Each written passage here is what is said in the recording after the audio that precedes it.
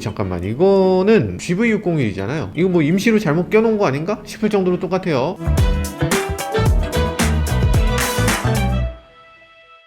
안녕하세요, 모카 김한유입니다. 지난번에 G90의 풀체인지 롱힐 베이스 모델을 직접 보고 왔잖아요. 그때 실내도 보고 뭐 여러가지 봤을 텐데 왜 또 영상 올리냐 이러시는 분들도 계실 것 같아요. 근데 이번에는 그때 잘 보이지 않았던 계기판, 디스플레이, 기어 시프터 뭐 이런 것들이 모두 다 실내가 다 공개됐다고 합니다. 아주 놀라운 변화가 있었다고 하는데 어떤 내용인지 함께 살펴보시죠.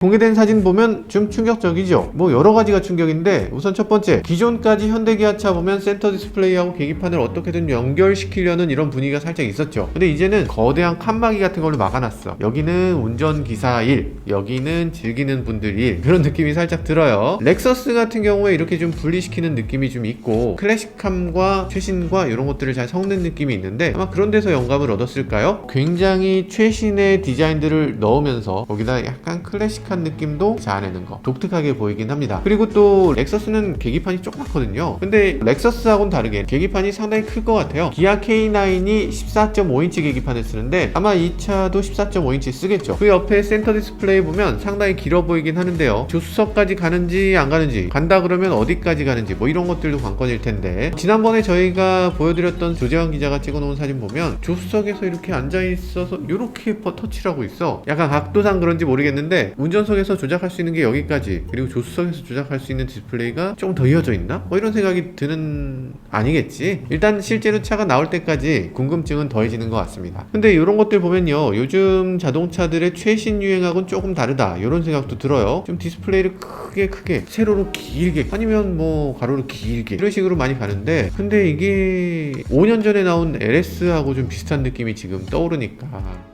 클래식하다 이런 느낌이 들어요. 칸막이 가운데 자세히 보시면 여기 크롬으로 된 장식 같은 게 있어요. 이게 근데 그냥 장식은 아닙니다. 플러스 마이너스 가운데 전구 모양이 살짝 보이거든요. 그러니까 이거는 디스플레이 밝기를 조절하는 버튼이에요. 이 밝기 조절 버튼은 보통 어디 있었냐면 운전석의 가장자리에 밑에 조그맣게 있어요. 왜냐면 그거 사용 거의 안 하니까. 거의 사용 안 하는 그런 버튼을 여기다가, 요거 묘하네요. 꼭 이렇게까지 막 드러냈어야 됐나? 이런 생각이 들기도 합니다. 기본적으로는 조도 센서가 있을 거잖아요. 자동으로 밝기를 조절해주는 거, 이게 맞을 것 같고, 거기서 만약에 일부 바꿔야 되면 뭐 메뉴에 들어가서 바꿔도 되고 뭐 이러면 되는 거 아닌가 싶어요. 일단 뭐 뜻이 있어서 그렇게 하셨겠죠.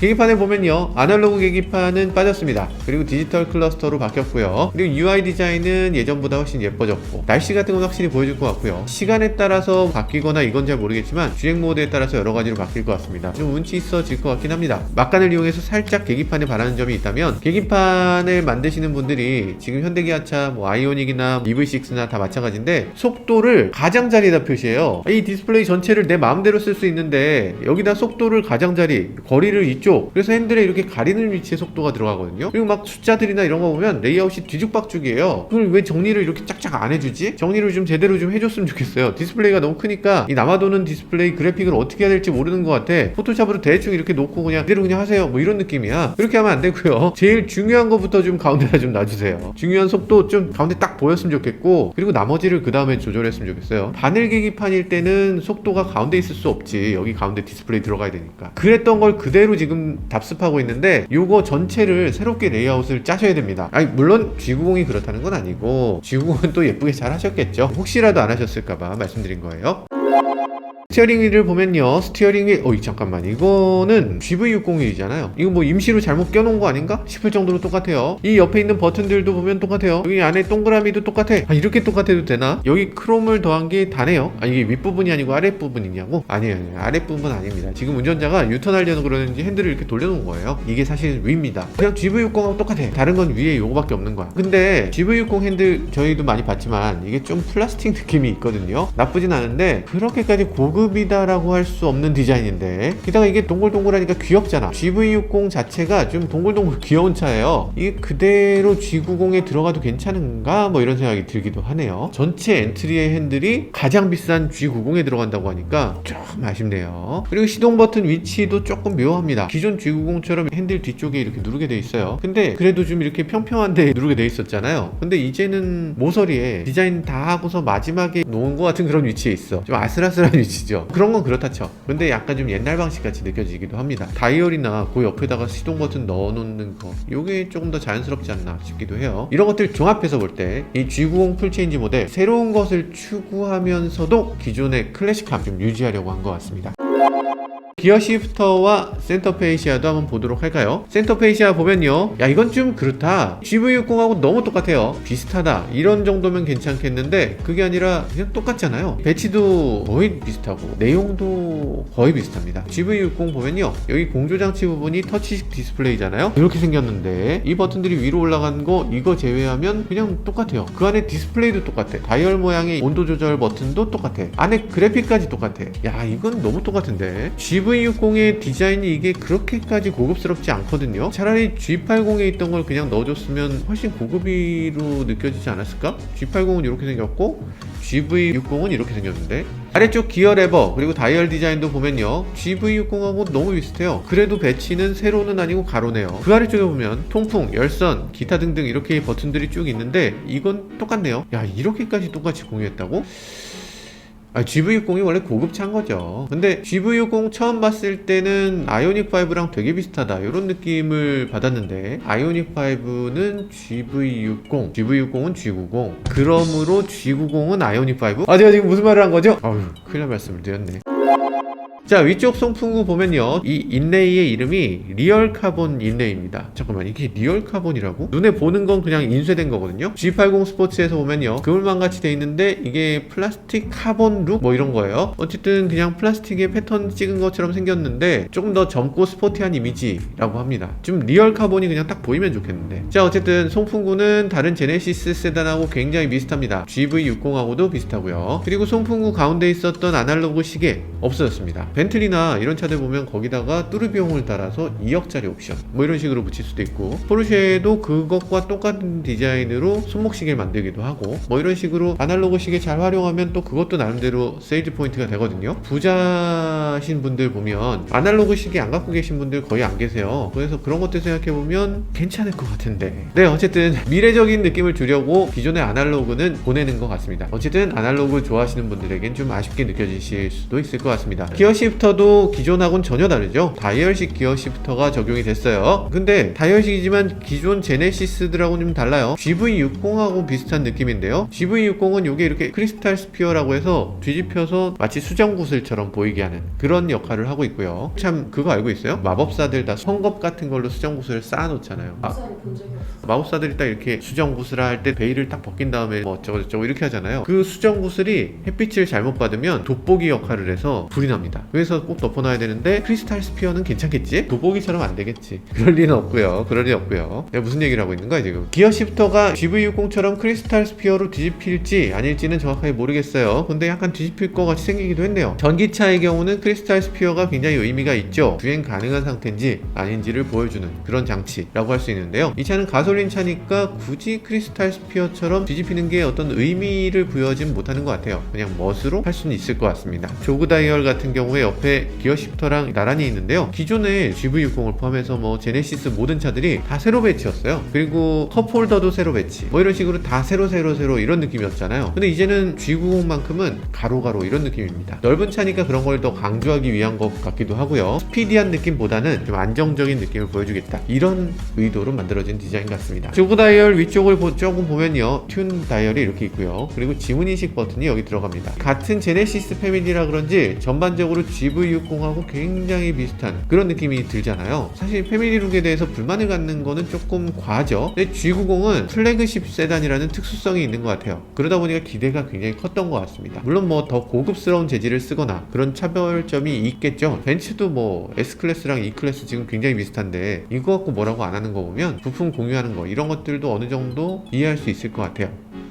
그래도 좀 섭섭하네. G80에서 왔으면 안 섭섭할 것 같은데.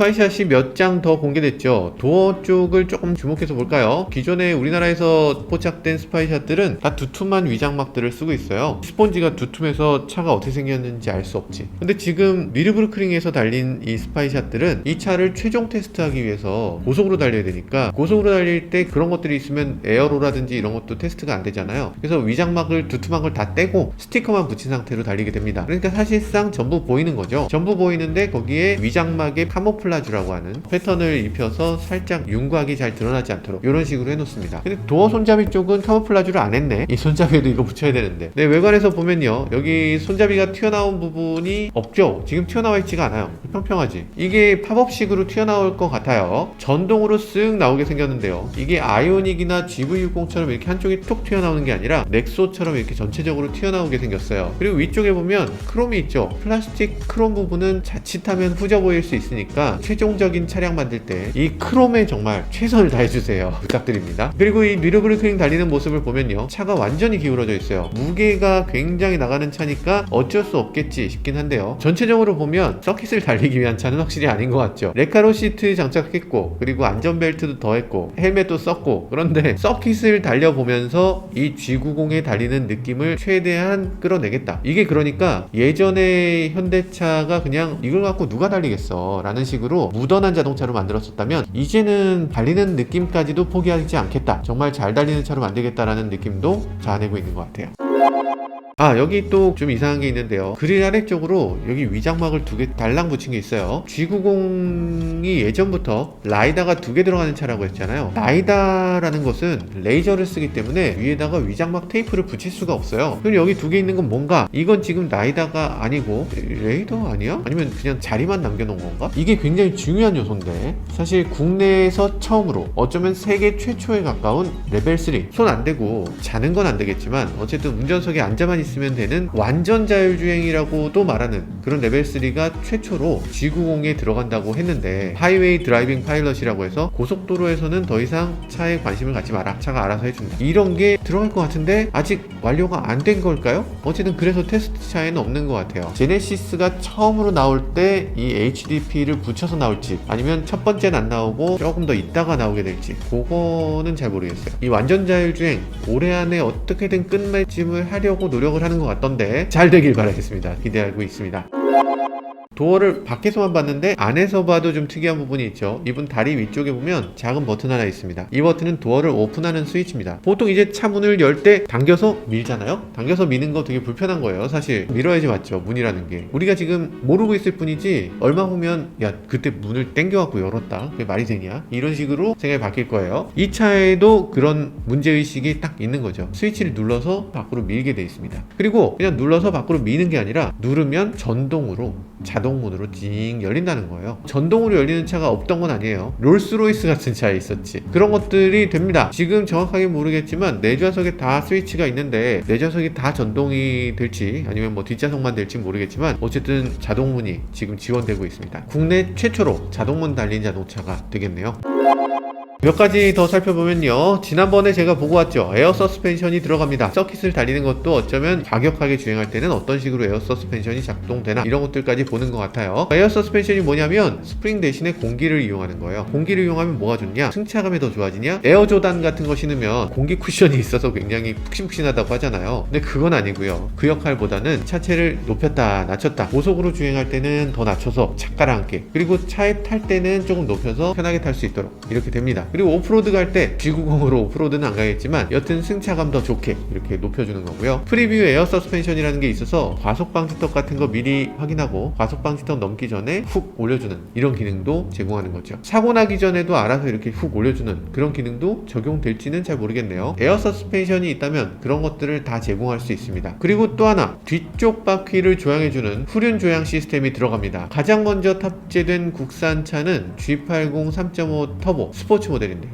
뒷바퀴 조향각이 3.5도 정도 돼요. 정말 다이내믹하게 달릴 수 있고 주차장에 들어가고 나갈 때 정말 편리합니다. 이게 또 게다가 롱힐 베이스 모델이 있기 때문에, 롱힐 베이스 모델은 뭐 유턴할 때도 힘들지만 주차할 때도 이게 정말 어려워요. 근데 뒷바퀴 조향이 되면 휠 베이스가 훨씬 짧은 차처럼 움직이기 때문에 아마 소나타보다 더 편하게 이렇게 주행할 수 있을 걸로 예상됩니다. 물론 벤츠 S클래스는 뒷바퀴가 10도까지 꺾인다고 하지만 그 정도는 안 될 거예요. 일단 3.5도 정도 되는 것도 어딘가 싶습니다.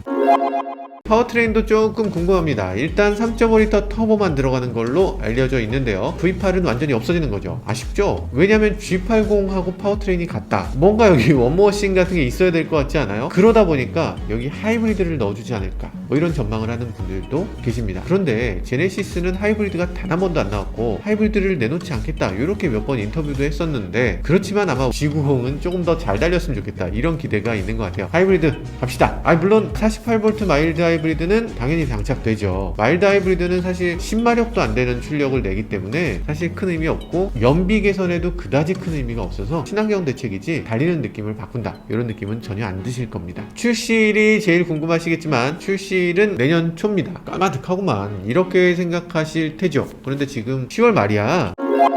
제네시스 G90 여러가지로 궁금하죠. 우리나라에서 가장 비싼 차, 가장 좋은 차라는 얘기도 하니까요. 저는 레벨3 HDP 이게 정말로 되는지, 정말로 손 안 대고 달려도 괜찮은지, 이게 너무 궁금합니다. 손 안 대고 가다가 사고 났을 때 현대차가 정말 물어줄까? 물어주겠지. 그 정도면 물어줘야지. 레벨3라고 했으면. 아닌가? 지금은 라이다가 달려있는 모습을 한 번도 포착 못했는데요. 저희가 지난번에 찍은 거 G80에 라이다를 장착했던 요 모습 말고는 G90에 라이다가 장착된 게 한 번도 포착되지 않아서 과연 되는 건가? 현실에서 정말 라이다 두 개 쓸 건가? 이것 자체가 좀 궁금해집니다. 아우디는 A8에서 이렇게 라이다를 그냥 툭 튀어나오게 디자인을 했는데, 그렇게 해도 뭐 나름대로 괜찮겠지만 지금 그릴 디자인에 그렇게 튀어나오는 건 그렇게 예뻐 보이진 않을 것 같기도 하고, 아무튼 살짝 걱정스럽기도 합니다. 디자이너분들이 알아서 잘 하시겠죠. 이 앞부분 디자인들 어떤 디자인이 되는지 위장막 사진 있잖아요. 가차님이 뒷면 위장막 사진 그려주셨는데 이런 느낌일 것 같고요. 앞면의 위장막은 이게 러시아 매체인데 요소는 정말 잘 잡았어요. 이 약간 비율이 좀 이상해서 그렇지 이 요소는 딱 요 요소대로 나올 것 같아요. 그릴은 G70 페이스리프트의 그릴하고 굉장히 비슷하고, 그리고 이 램프가 그릴에 거의 붙는 거, 이런 것도 굉장히 비슷하고, 사이드 리피터가 이런 식으로 되는 것, 도어 손잡이 이런 것들 마치 한 번쯤 보고 그린 것 같네요. 어쨌든 이런 느낌으로 이런 요소대로 나온다라고 보시면 될 것 같습니다.